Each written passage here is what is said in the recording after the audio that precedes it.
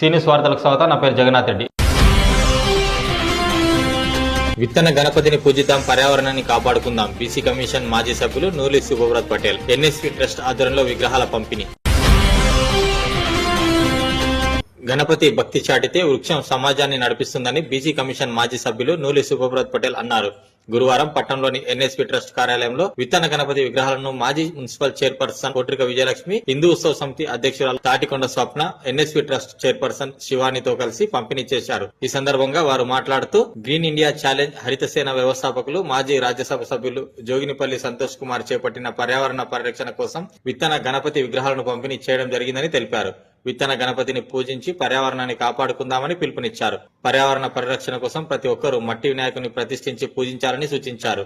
నీటి కాలుష్యం కలగకుండా విత్తన గణపతిని ప్రతిష్ఠించి నిమజ్జనం రోజు వినాయకుని ఇంటి దగ్గరే నిమజ్జనం చేయవచ్చని తెలిపారు. ఈ కార్యక్రమంలో లెక్చరర్స్ అసోసియేషన్ అధ్యక్షులు Basant, Somnath, private school association secretary Mohan Goud, Satish, Ganesh, వివిధ సంఘాల నాయకులు మల్లప్ప, గుండప్ప, పరమేష్, రమేష్, నరసింహులు, రవి, దీపక్, భీమప్ప, ఎన్ఎస్పీ ట్రస్ట్ సభ్యులు భాను, నరేష్ గౌడ్, హరీష్, విజయ్, మహేష్, మనోహర్, శేఖర్ తదితరులు పాల్గొన్నారు.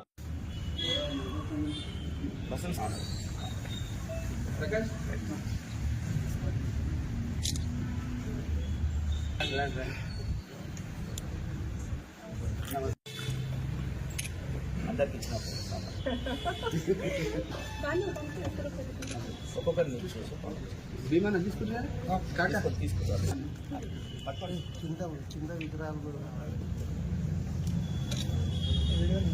రమేష్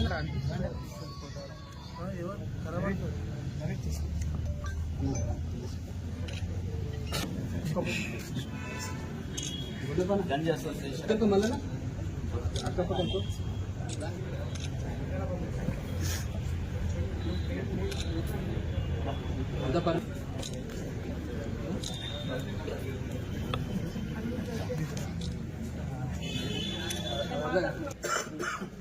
హరీష్ లింగేష్ అంకుల్ వాళ్ళని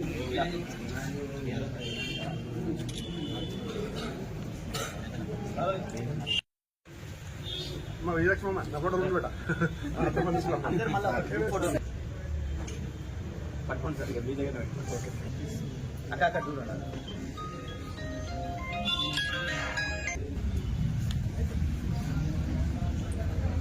నమస్కారం. జై గణేష. ముందుగా ఈ పవిత్రమైన సీడ్ గణపతి పంపిణీ కార్యక్రమానికి ఆహ్వానించినటువంటి సుభద్ర పటేల్ గారికి మరియు చారిటబుల్ ట్రస్ట్ సభ్యులందరికీ కూడా మా ప్రైవేట్ స్కూల్ అసోసియేషన్ తరఫున హృదయపూర్వక కృతజ్ఞతలు తెలియజేస్తున్నాను. ఇలాంటి సేవా కార్యక్రమాలు నిజంగా సమాజాన్ని మరియు మన ప్రజల యొక్క మనసులను చాలా వరకు ఉత్తేజపరుస్తాయని ఆశిస్తున్నాం.